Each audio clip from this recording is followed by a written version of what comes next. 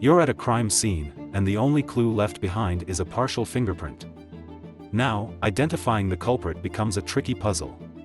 But thanks to the Battley single-digit classification system, this puzzle became easier to solve, and this revolution started back in 1929. So, how did it all begin? Let's find out.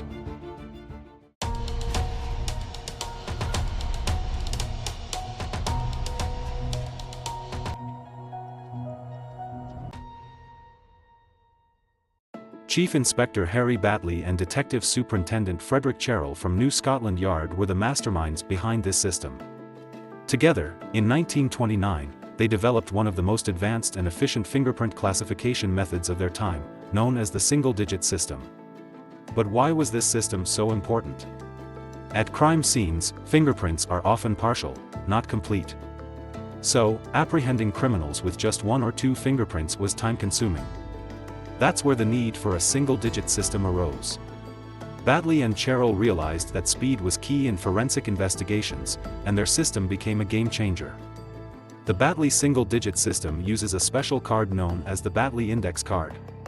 This card records a single fingerprint along with key information like the criminal reference number, Henry classification, if needed, and other unique identifiers.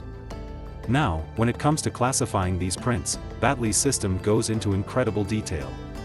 It splits the fingerprints into subdivisions based on patterns like arches, loops, and whorls. It even considers ridge counts and the position of deltas.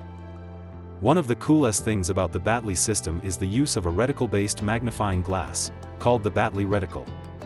This tool helped examiners analyze fingerprints by measuring the distance between key features like the core and delta using concentric circles. Based on where these features fall, fingerprints are classified with a unique alphabetical code. What makes this system stand out is the sheer amount of information it could handle. Since each individual has 10 fingerprints, the Battley system created 10 times more data than previous methods like the Henry classification. This allowed forensic teams to identify suspects faster, but it also meant managing a massive amount of data, so large, in fact, that it eventually became hard to keep up. Battley's system wasn't the only single-digit fingerprint classification out there. There were others like the Collins, Larson, Stockies, Segreto and Olerai systems, each with their own techniques for reading and classifying fingerprints. However, Battley's method stood out due to its precision and the unique use of the circle reading subdivision. So there you have it, the Battley single-digit classification system.